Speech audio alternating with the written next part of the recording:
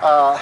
Leo, the Kerouac family, which included Leo Alcide and his wife Gabrielle Ange Levesque, along with both their children Francois Gerard and baby Caroline,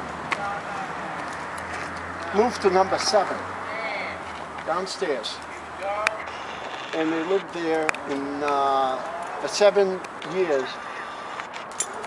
But a few years down on the 7th, and then they moved up when people moved out on the first floor. And I asked my mother about that. I just, why would they do that? Simple. Heat rises. So the city registers record that the family lived on the first floor in 1918, 1919, and 1920. And further, the listings show that they are on the second floor in 1921, 1922, 23, 24. So at 5 o'clock in the afternoon of March 12, 1922, Dr. Victor Rachette, also known as Dr. Simpson, delivered a new baby boy to Angie and Leo, who would have him baptized just a few days later, 7 days later, on the 19th. Well, that's 5 days. At Saint-Louis de France sacristy. They didn't baptize inside the church, at the entrance or in the front. In those days, it was in the sacristy. And he was named Jean-Louis Kerouac, K-I-R-O-U-A-C. But unfortunately, the priests did not know how to spell the word. Furthermore, they didn't ask. They just put Kerouac, and he put down Keroack. And if you noticed, in one of the filmings, they put 2 documents up, and that's the way it's spelled, and that's the way Jack spelt it on his passport. I'd like to say a couple of words, a few words about the doctor. His name was Louis Victor Rachette, like Rochette's beans. And, wait a minute, I just translated it today from French into English, so bear with me, please.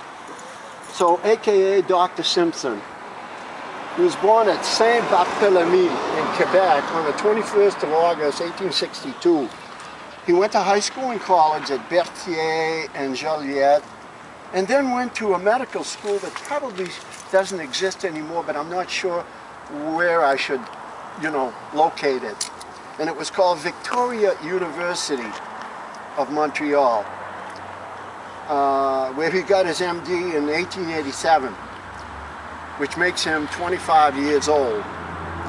Just 4 years later, in 1893, he's in Lowell, where he became a very popular and highly respected doctor. He was concerned with the advancement of our compatriots, and when we read this in the literature that's left about the history of our people, the compatriots were people who were deeply patriotic about Canada, French Canada. His charity was legendary, for he never refused those who were too poor to pay.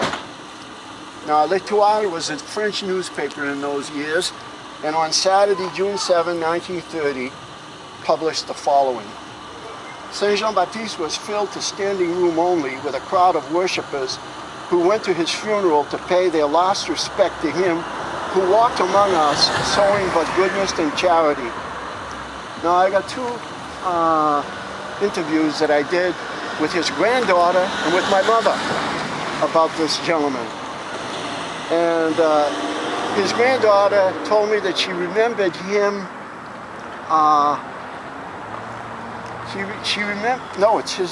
it was her father. And she remembered when he passed away, she was 8 years old, and she was standing in front of Saint-Jean-Baptiste Church. The place was filled and